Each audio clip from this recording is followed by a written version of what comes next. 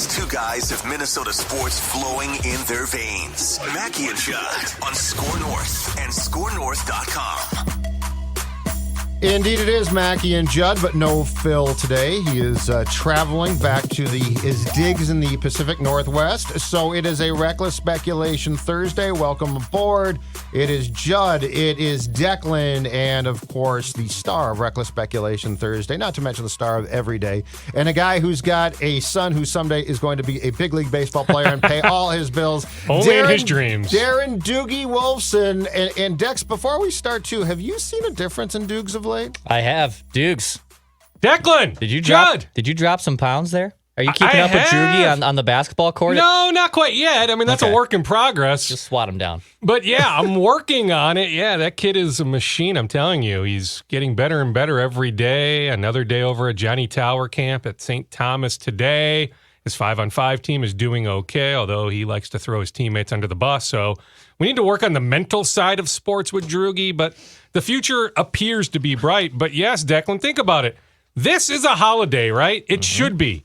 Reckless Speculation Thursday. I need energy to keep up with all the reckless speculation. Think about all the scoops I need to chase. I need to be lighter on my feet. So yes, Declan, 18 days into my journey, I am now down 15 pounds thanks to mnfatloss.com. That's mnfatloss.com. It's an easy-to-follow program. There's no prepackaged foods. There's no point counting. I enjoy a bunch of walleye, white fish, chicken breasts. I have 93.7 meat. I love asparagus, strawberries, blueberries, an easy-to-follow plan. I'm drinking more water than I ever have. I enjoy my black coffee, although you can throw a little Splenda in there if you want. It keeps me going. You don't realize how important your gut is to your overall health, right? And so you eat all this junk throughout the day, you feel worn out. You just don't have the energy you need. This food gives me energy. The staff at mnfatloss.com, too, is fantastic. They don't overwhelm you. They reach out when they need to, right? So I feel like they're a very, very capable partner. They are helping me on this journey, but it's not overbearing. So I am enjoying my time with mnfatloss.com, a very easy-to-follow plan. I'm telling you, if I can follow it, you can as well. MN Fat Loss's unique weight loss program makes it easy to lose weight, get healthy, and get your energy back naturally, safely, and effectively. Many patients lose, I'm looking forward to this, 20 to 30 pounds. I'm on my way in about a month or two.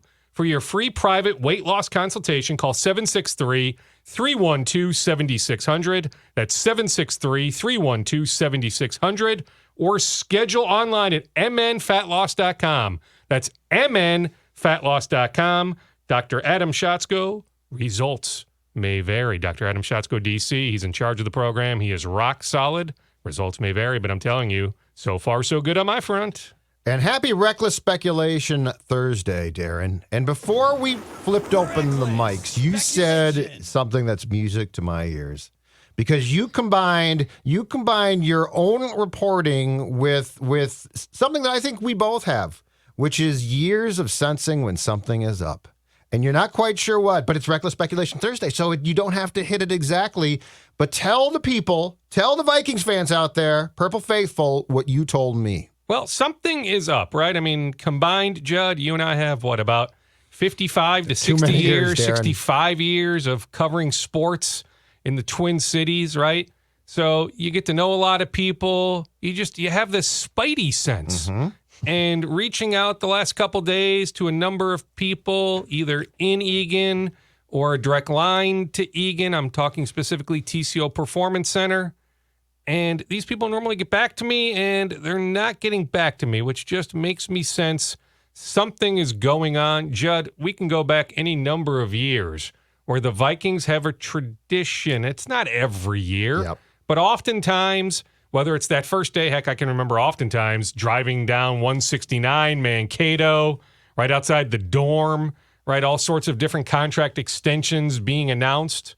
Or now in Eagan, right? And it's staggered, right? It's rookies, it's the quarterbacks for a couple days, and the rest of the vets come in whenever that is. Is it Saturday or Friday? We don't have the specific schedule yet, but week of, right? Vikings training camp, week of, is next week, the beginning of Vikings training camp. So there's a tradition of news resonating and coming out of the Vikings organization. So I'm just sensing something is going on. I wish I could tell you exactly what. So many options, though, to pick from. Well, sure, a right? big menu of options. It's a Jefferson extension that we have our eyes on. It's a TJ Hawkinson extension, although I continue to say that the Vikings know they have that franchise tag in their back pocket on Hawkinson. Very reasonable number, approximately $12.5 million in all likelihood for 2024 if they need to slap the franchise tag on TJ Hawkinson. You don't want to use the franchise tag on some other positions, but tight end, that's a reasonable position to use the franchise tag. Sure. Then, of course, Danielle Hunter. Judd, I continue to hear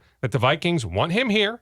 Brian Flores absolutely wants Danielle Hunter here, that they are willing to give him a sizable bump for 2023, that there remains haggling over the structure of whatever 2024, 2025 potentially look like, guaranteed money beyond this year. I wish I had more information, more specifics on that, but my understanding is there's some battle going on, the two sides trying to figure out beyond 2023. Interesting stuff. So off of that as well, like if we were to combine Reckless Speculation Thursday with rankings, okay, with all of the potentially and big unresolved issues with contracts and stuff, how would you rank this as far as like the one that you expect most to get done soon? Because the Jefferson one, again, I think it's important to continue to say that's going to get done, but it's a tough one. Like if you sign it is, but Hawkinson, that's the one, right? Like we know that is going to get but done. Like Hawkinson wouldn't surprise me. Like if we showed up next week and they're like, okay, because you would prefer not to franchise tag a guy because you tell me the last guy that was franchise tagged that wasn't pissed off. Like you piss off the player. And then Hunter though. When's the last time the Vikings? Greenway? Was it Greenway? So they used it on Kleinsasser ages ago. Yeah. They used it on Chad, but Chad was also aging at that. Like TJ Hawkinson. What year was that for Chad? Was that 7-8 years ago? 14 probably, around 2014. 8-9 years ago? Yeah. So, I mean, it's been a long time. They don't use it much. Yeah, I mean, Rob Brzezinski is not big on using the franchise tag. Exactly right. But anyway, and then the Hunter one to me is so interesting because I do contend for all of the people, and this seems to be a national storyline, seems to be this. Oh, the Vikings, they let Kendricks go. They let Cook go. They are clearly punting. It's like, no, they're not. Those are veteran players. The Hunter one, though, if that doesn't get done or he gets traded, that's one where I will side with that of you're not going to replace him. Danielle is not Cook. He is not Kendricks. Those guys or in this case, Thielen, those guys were aging out, Dukes. Danielle Hunter to me remains an incredibly important part if this team wants to maximize what it can from a win standpoint this coming season. Well, I will disagree on Kendricks. Like, I look forward to him coming back week 3. Mm-hmm. I think that's a good addition by the Chargers that maybe schematically he wasn't the right fit and what they were trying to accomplish last year. I still think Kendricks has a good amount of football left in him. I still think Thielen for 1 year. I still think Dalvin Cook for 1 year. Yeah, I do. But I'm okay with those all of moves. that. Yeah, I am as well. I'm okay with those moves. And hey, Jordan Hicks, fine. Take the pay cut, come back. But you couldn't pay Jordan Hicks what you were going to pay him. Harrison Smith, right? Same deal. Hey, okay, you want to come back? Fine, but we can't pay you what you were scheduled to make. So all those moves make sense. I'm with you on Danielle. That's the one that would offer up all sorts of pause on my end. If they ultimately trade Danielle, and I'm not suggesting it may not get, to that point, right? It could, right? Absolutely could get to that point if these two sides can't come up with a happy resolution. But I'm telling you, the Vikings want Danielle Hunter here in 2023. But if they ultimately trade him, that, to me, that signals more than any other move that, okay, not quite the reset button, but we are acknowledging we are taking a step backwards here in 23 because we feel like, hey, 24, 25, that's our better chance, our best chance to make a deep run in January.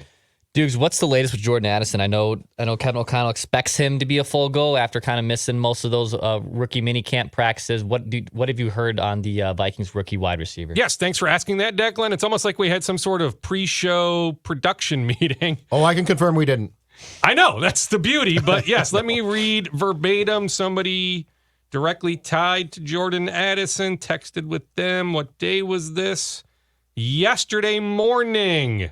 Told He will be fine. Quote, he will be fine. Now, does that mean that he won't or will start camp on the physically unable to perform list? That remains to be seen. Now, if you start on the PUP list, you can come off whenever. But I am told he will be fine. So at least somebody, now, hey, a bias, but somebody close to Jordan signifying to me, hey, nothing to worry about there.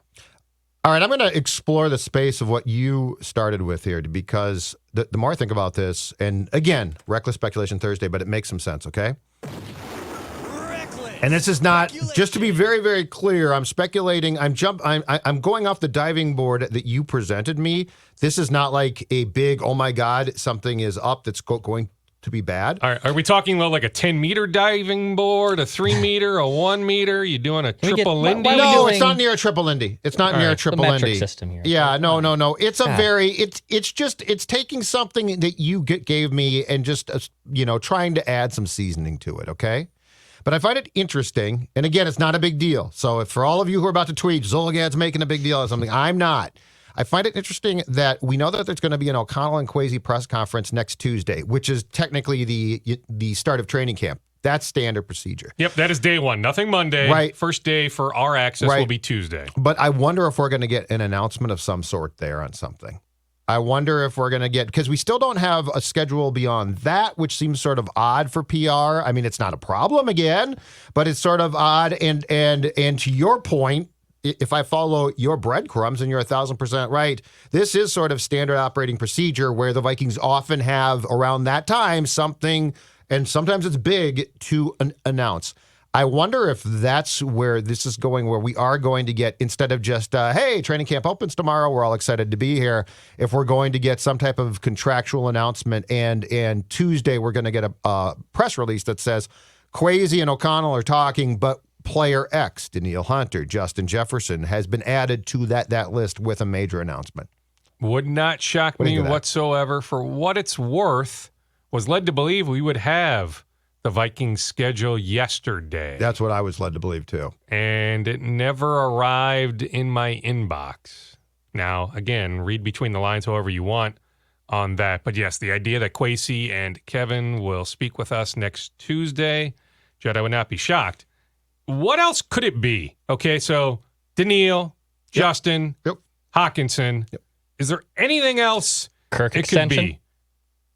I don't think so. Off a quarterback? I really don't, Declan. He's so popular off a quarterback now. They're like, we got to. Yeah, I mean, fair question, right?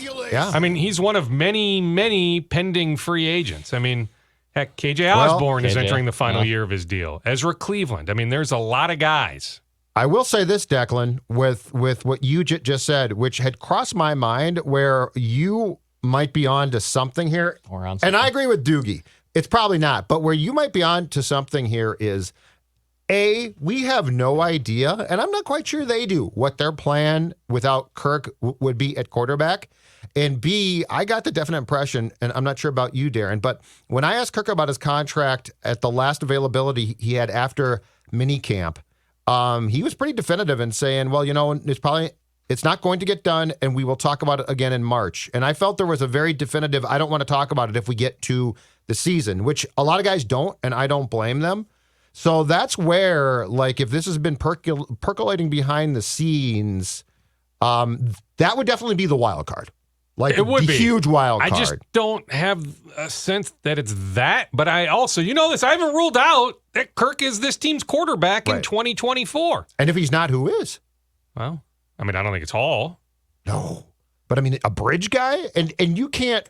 Well, what are you accomplishing with a bridge guy? Yeah, exactly. And the other thing, too, is if the Minnesota Vikings are not going to be awful, I'm pretty convinced of that. Like, they might be mid-pack, but they're not going to be awful. And most of the teams that are going to want a quarterback. So they ain't trading you the top pick. Mm-mm. They ain't trading you the second pick. The Bears thing was the rarity because they felt in Justin Fields, we've got our guy.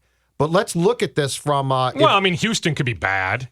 Carolina could be bad. But, Arizona, I think, would move on from Kyler Murray to take Caleb Williams. I agree on that. I think Tampa Bay is... Tampa. There's your bridge guy. Well, maybe not bridge guy. There's your guy, Kyler. Yeah, but you got to inherit that contract. I don't want that contract. Well, depending on how he looks coming back from the injury this year.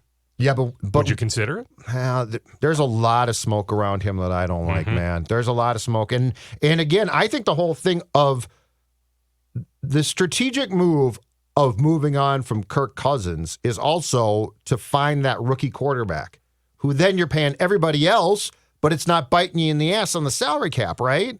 So Kyler Murray, to me, that ship sailed when he signed the extension. But I also think that the Cardinals might say, just screw it, we'll trade him. And if they get Caleb Williams, what I've been told is he is easily the best QB in this draft. Like, we're lumping names together. Although this happens every year. Yeah. Right? I've heard true. some chatter about Caleb Williams being the best quarterback prospect in a number of years since Lawrence. Right? Well, didn't we hear that this time last year about Bryce Young? Then we started to nitpick you're right. Bryce Young, too short this, that. Right? So, give it a cycle here, a pre-draft cycle. There will be a lot of nitpicking of Caleb Williams. But you just watch USC, right? Or when he was at Oklahoma. I mean, there's a lot to like. Then you've got the North Carolina kid. The Gophers will go down and play the Tar Heels in Chapel Hill in a couple months, mid-September, right? Drake May. So, you've got some elite quarterback prospects, no doubt about that. But yeah, it doesn't matter, Jed. I mean, they're going to be too good to be in the vicinity of being able to make some sort of trade up. Yep. You're not going to move from wherever they are, 14, 16, 18, 19, 20, even 11 or 12, all the way up to 1 or 2. I would imagine those two guys go 1 and 2. Let's combine reckless speculation and our other favorite thing of ranking things like we like to do on Minnesota Sports with Mackie and Judd. So let's rank those 4 possibilities. I wrote down 4 things of what the Vikings could have be boiling behind the scenes that could come to fruition. I have these as the most likely from 1 to 4. You guys tell me if this is a good pecking order here. Number 1, a Daniil resolution. I think that's the biggest one here, right? Do they have a resolution for Daniil, whether that's most likely an extension or potentially a trade? The second part would be the Jefferson extension, a Justin Jefferson contract extension, which has also been behind the scenes a little bit. I could see that. Third, I have TJ Hawkinson extension. Not as sexy as those first 2. And actually, the fourth one is more sexier, but I think it's the Hawkinson extension is more likely than the fourth one. And the fourth one would be the Kirk extension. So again, from 1 through 4, Daniil resolution, Jefferson extension, 3 Hawkinson extension, 4 Kirk extension. I feel like those are the 4. One of those 4 things, right, should be the thing we're trying to hint at that could be happening behind the scenes. Yes, and I would rank the likelihood in that order. Yeah. Now, when we say Daniil resolution, does that include Declan in your mind? When you say resolution, the possibility of a trade? Yes. Just then a yes, resolution. I mean, yes. With a bullet, right? I mean, it's that, right? I mean, yes, number 1. I don't think this Daniil situation is going to linger into the second week of August, for example. Yeah. Right? Just as the fines start to add up. And we don't think he's showing up, right, Darren? Well, without resolution, yeah, I mean, I don't think he's going to be in the field that first day without resolution. Okay. Correct. Yeah. I mean, why would he? Right? I mean, when you don't show up for mandatory minicamp, I mean, that's the way you make a statement, right? I mean, now, what's the fine money on a per day basis? Oh, once training camp starts, it's substantial. I mean, is it $50,000 a day, $20,000 a day? It's in the 5 figures. It was $50,000, $49,000 to be exact for missing the mandatory minicamp. Yeah. I'm curious what it is per day when you miss training camp. Yeah, it's going to be, and again, to go back to what we talked about with a couple weeks ago with the new CBA agreement too, it's not forgivable now. So he's going to lose that. Thank you for that nugget. Yeah, I did not realize that with the new CBA. So thank you for that. Yeah, because this league. Yeah, remind the audience if they didn't join us on Tuesday, just what is now the rule with the new CBA. Yep. So back in the day, if a player held out, once it got resolved, the team would often. In fact, I think most of the time, they would forgive the fine. And so the fine wouldn't count. It'd be like, okay, I supposedly lost, $1 million, but I didn't. Well, because the owners own the players at every turn in this league. It's absolutely disgusting. They put in a clause to the new CBA that was agreed to a few years ago, where if you're fined for missing a minicamp or training camp practice, that fine cannot be forgiven and, in fact, has to be paid regardless. So I guess you could give the guy, if you give the guy a new contract, you could overpay the contract a little bit to sort of forgive the fine but anyway, it becomes much more difficult. And that is the one I'm with Dex. And just to be clear on the Cousins one, like that is fourth on the list, but like in my mind, it's like eighth. Well, the odds are against it. I got to think something would have gotten out. Well, what's but I 5, can't 6, be and sure. 7 then? No. I'm just saying I would there's drop nothing it. on a KJ Osborne extension. No, I'll tell you that. I would just It's so drop sport. it to It's like so sport. eighth, and there'd be like 4, 5, 6, and 7 are vacant. Yes. And then the odds of the eighth one are very, very slim right now. But it's the only other thing that I can think of that is at least would give the Vikings some certainty at a position where, right now it's lacking. Unless there's some grand plan that we don't know and don't see, and I can't deduct that plan, it becomes pretty important that you at some point in time, especially when Kevin O'Connell is your coach, have a really good idea. And the other thing too is, there's nothing that says that in his second year with O'Connell and vice versa as well, that Kirk couldn't have a great year. He hasn't had the same guy in a long time. And when you watched quarterback, I found it to be really intriguing, and a credit here on both sides, Dukes. I thought it was really interesting to watch how much O'Connell, and I mean this in a good way, propped up Kirk. Like he was a strength for Kirk. And I think there were some things Kirk did that drove him crazy, and probably the same for O'Connell with Kirk. But that didn't look like a guy who was desperate to move on. It looked like a guy who made some decisions, so I wouldn't be absolutely shocked. But I didn't see like, okay, this is not going to work. I actually think Kevin O'Connell did a lot of good for Kirk. So I don't know that you would drop that guy to move on to a plan B that doesn't really exist. Well, I mean, I still wonder about Trey Lance, but there's no finality on the Niners moving on from Trey at this point. I will tell you, like in the interview process, O'Connell propped up Kirk a good amount. Mm-hmm. So really, everything that Kevin said in those 2 interviews to ultimately land the Vikings head coaching job, really a 1-year partnership? That's why I would not be shocked if Kirk is the quarterback in 2024. I really wouldn't. And yeah, I'm with you. I can see Kirk having a very productive year. Yeah, I mean, everything you laid out. I mean, I wouldn't be surprised whatsoever. I mean, I think they will miss Dalvin to some extent, but a full year of TJ Hawkinson, whatever Addison can add to the offense, having those 2 elite tackles, yes, I mean, there's a lot to like about this Vikings offense. More scoops and also, as always on Thursdays, reckless speculation coming. But before we get to that, I want to tell you guys about my friends at Finch Home Solutions. Meep. Look at that truck right there, folks. For those of you watching, if that truck looks like a familiar color scheme, if that truck looks like comfort, like a Sunday afternoon, well, it should, because Finch Home Solutions and Cody, who does an outstanding job running the show, huge Vikings fans as well, but they're also huge fans of seeing your home protected with any electrical work that you need, installation, repair, or any other services. If you have storm damage outside, guess what? Finch can fix it. No project is too small. No project is too big. Finch can do everything from rewiring your home completely to fixing an outlet or putting in an extra one. It is as simple as it gets. They are courteous. They are fast. They are efficient. They are everything that you want from your sports teams. Finch Home Solutions does the same exact thing. Call them now, 612-357-2604, or go to finchhomesolutions.com. Finchhomesolutions.com, a form that you can fill out. They will come out to your home. You don't even have to call if you don't want. Finchhomesolutions.com. All right, Dukes, Twins next. Yeah, well, it's too bad you don't do the TV column anymore for the Star Tribune. I just got some interesting scuttlebutt. Oh, here we go. Local TV. Yeah. Wolves, Twins? No. Wild? Vikings related. Oh, really? Yeah, Vikings related. I'll show it to you. It's not a big deal. The audience, trust me, would think, what the heck are you even talking about that? But for those of us in the belly of the beast, this to me is fascinating news that was texted to me. I feel like you're teasing I feel like the fans. Well, you know what? I'll give you one. I feel like the fans should know TV this. note. We here at Hubbard did not win the rights to the 2 Monday night games that are ESPN exclusive, but in each local market, Chicago and San Francisco, the Niners game, one of the Bears games, those are Monday night football games. So over the air, each market, right? So Chicago market, San Francisco market, Twin Cities market. The game gets on one of the channels over the air. Channels, well, it will not be Channel 5, unfortunately. So there's a TV note. So how about that Thursday for a night game the segue? same? But I'll still let you read this note here in a second. Darren, Thursday night game the same way. That goes to a It will. local So affiliate week as 2, well. the Philly game, Okay. which is Amazon Prime, Okay. will go to one of the local stations.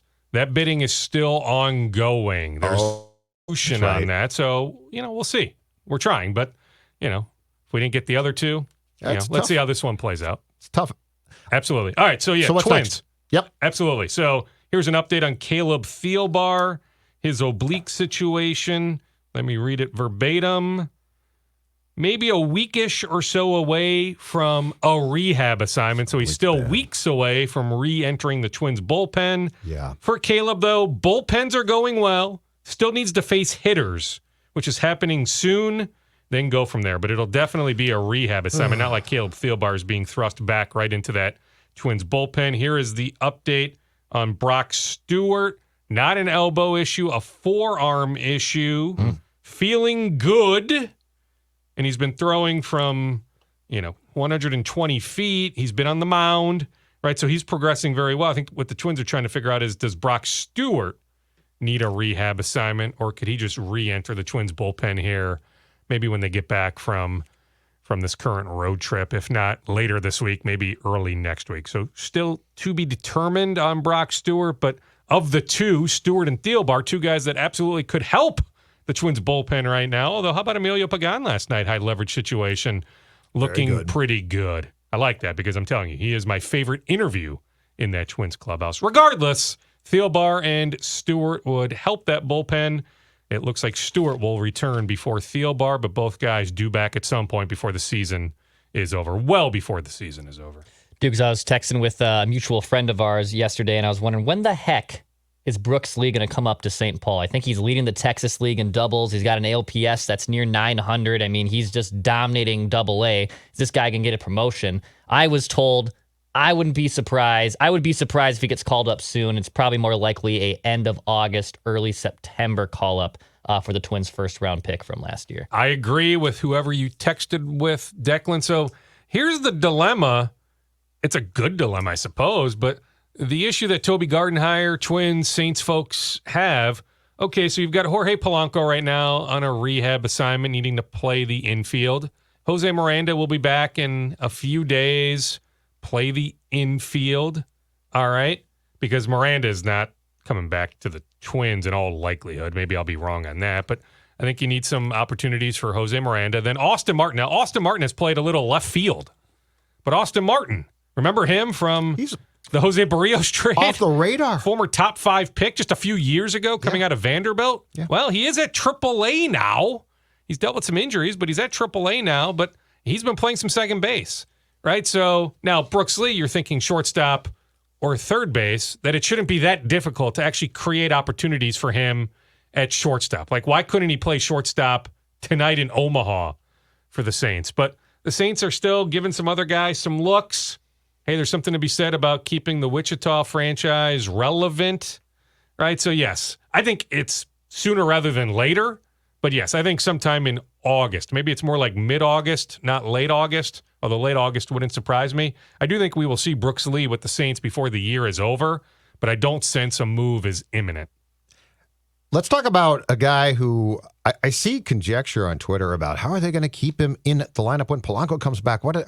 Edward Julian, okay? Now, he has very big deficiencies at second base, but Dukes, I mean, he's something like 15 for his last 33 or something ridiculous. He's not going anywhere. He's not, exactly. So here's my thought process. Tell me if your spies can at least confirm that I might be on the right track. A couple of things. One is Polanco has a hamstring problem. He aggravated it. He's not going to come back and play second base every single day. Like the days of, at least in 2023, the days of Polanco being an Iron Man are probably going to be pulled back. Second of all, Buxton has not played in 2 games, and the Twins' offense looks really damn good. Now, Byron Buxton is going to get back. I'm guessing he's going to hit 6th through 9th at some point in time. Yeah, I mean, he'll be in the lineup today. But the point is, it's a day game in Seattle. He'll be in the lineup today. Sure, but the point is this. Julian, between playing second base when Polanco doesn't and DHing, because I think this whole thing of, well, it's Buxton and nobody is now going to go by the wayside. There's going to be plenty at bats in the big leagues, not in St. Paul, for Julian. Do you agree with that? I agree. Yes. I mean, Okay. Edward Julian isn't going anywhere. The other thing I continue to think about is the possibility of Byron Buxton, who continues to do some pregame work, playing center field again. Byron, I'm telling you. on. Now, hey, oftentimes an organization, a team needs to, hold a player back, protect the player from himself or herself. But like I sense Byron would be ready to play center field today. That he is ready to get back out there. So imagine the possibilities if Byron was back in the field. Put it this way, the Twins have not ruled out that for the rest of the year it's exclusive that Buck will not play in the field, that he'll just be a DH. Wow. They are still open-minded to the possibility of Buck playing in center. And I'm just telling you, my sense is Buck is ready to play in center. The other thing I think about, the arm strength isn't necessarily there, but will Jorge Polanco get any looks at third base on this rehab assignment? So Yeah, he had a sure. day off last night. Yeah. He'll be back in the lineup tonight in Omaha. He has yet to play the field, but that's coming, whether that's tonight or tomorrow. They will get Jorge Polanco in the field. Would you try him at all at third base? So I will continue to keep an eye on that situation. That has not been determined. So at this point, the answer is no, they won't. Right. But I just wonder if it's something that they are kicking about internally. Plus, I mean, you could extend this rehab assignment a little bit. It's not like it's a foregone conclusion that Polanco needs to be back at Target Field on Monday. Now, I do think maybe the initial plan was next week, early to mid next week, that Polanco would be back at Target Field. But maybe you don't need to make that decision as soon as Monday, Tuesday, or Wednesday. But yes, I mean, bottom line, Julian isn't going anywhere. Julian, they realize the importance of having him in the lineup. Any trade deadline steam? As I know Oakland moved a reliever yesterday, Doogie. Do you see and sense the Twins are starting to formulate more of those plans? I know things have been bubbling behind the scenes for a little bit, but do you expect the Twins to start making moves here, or are we kind of going to wait until we get closer to the actual deadline? Yeah, well, I mean, at this point, Declan, we're 12 days out? But yes, I fully expect things to really ramp up about 4 days out, 96 hours prior. They continue to be on the lookout for a right-handed bat, although I heard you guys kick about the idea of Cody Bellinger, who I love. Reverse splits. And hey, he is mashing lefty pitching, especially this month, but really this entire year. Now, for his career, hits righties better than lefties, like a lot of left-handed hitters do. He is also eligible. Declan, correct me if I'm wrong, Bellinger is eligible for a qualifying offer. Yeah, he's also got like a team or there's some weird option at the end of his. But you would need to contract. trump. So, Yeah. if the Cubs are thinking, okay, the logical move is, hey, we will extend him a qualifying offer, and if he leaves, we'll get a draft pick. Right. That you would need to trump that draft pick, right, as a return for Chicago, plus the possibility of Chicago thinking, well, we have Marcus Stroman as this trade chip. Let's combine Stroman with Bellinger. Hey, Houston, you could use both. Hey, Right. some other organizations, Toronto you could use wants both. Stroman back. Yeah, so, hey, can we get a lot more sending Stroman with Bellinger? Bottom line, I would be surprised if Bellinger landed here. Mm-hmm. But I get it. I mean, I understand that you guys would toss him out. I mean, somebody like Tommy Pham, Hunter Renfroe, a pending free agent outfielder, corner outfielder, righty bat, that to me makes the most sense. Teoscar Hernandez is intriguing. I mean, he mashes lefties, right? In Seattle at this point, I mean, I don't know where Seattle's going. I mean, you're not catching Houston or Texas in that division. Can you get as high as that last wild card spot? Well, now you need to jump about 2 or 3 teams. I just don't see it with the Seattle Mariners. So do the Mariners go in sell mode? But that's where a team like that, Declan, wants to give itself at least another 7 to 8 days to fully evaluate, okay, do we have any chance or don't we? And if we don't, then it would make sense to trade a pending free agent like Hernandez. Final scoop, sir. Clean out the scoop reckless speculation bag, if you'd be so kind. Former NBA player Roger Mason Jr. hired by the Timberwolves front office. His official title, I want this title at some point in my life, consultant. All right, so he's a consultant. I'd love to be a consultant. I would love. Started in the 90s. The consultant business is the greatest business in the world. Correct. Yeah, this sucks. Change it. I'm going home. Nate Knight to the New York Knicks, the Gerson Rosas influence. I remember Gerson just Yeah. gushing to me Nate Knight. when they landed Knight. They beat out the Thunder and the Warriors at the time. a couple of years ago. It's a 1-year, two-way deal. The Wolves had an opportunity to bring him back, parted ways. He became an unrestricted free agent, so he signs a 1-year. I think it was reported as a two-way. Don't know if the 1-year part was out there or not. If it was, I apologize. If not, there you go. So Nate Knight to the New York Knicks, 1-year, two-way contract. Rachel Banham doesn't need surgery on her thumb, but that is a multi-week injury for the Lynx guard. The MLB pick deadline to sign is Monday. I still fully expect the Twins to sign Walker Jenkins and Charlie Soto. Walker Jenkins is not signing for below slot. The slot is like 7.1, 7.15. It's over $7 million. So I fully expect both guys to still sign, but the deadline is fast approaching on Monday. George Clausen, the Gophers pitcher, signs with the Phillies. The money is $300,000, about $18,000 over the slot there in the 6th round. Throws at 100 miles per hour, so intriguing arm for the Phillies to develop. Brett Bateman from Mounds View High School, Gophers outfielder. He signed with the Cubs. He was an 8th round pick. He got under slot. I don't have the exact number, but slightly under slot. So the Gophers baseball program loses 2 key players, Brett Bateman and George Clausen. All right, Dukes, thanks much, and we'll talk to you for some more scoops. Phil will be back, by the way, on Tuesday. Declan, tell the people what they need to know. That's right. You can hit the subscribe button, and also let me tell you about my friends at EcoFun here. We got a little special notice from our friends at EcoFun that I want to tell the audience about. It's Vander Hall Demo Days this Saturday. Okay, all e-bikes will be buy one get one 50% off, and here to demo all day. In fact, there'll be Grunhofer's meats there. Got brats, you got your cheese steaks. Why don't you eat a brat and take a test ride? Those are 2 of my favorite things. Yeah. Go to ecofunmotorsports.com to go check out all those great options. In fact, you can even get buy one. Let's see here if I can pull up the right thing on the EcoFun site. Buy one, get one. Buy one Bentelli or scooter electric bike at regular price, and then get the second one at equal or lesser value for 50% off. So plenty of great options at EcoFun Motorsports. Go check them out. Go support our sponsors. Yes, hit that subscribe button too.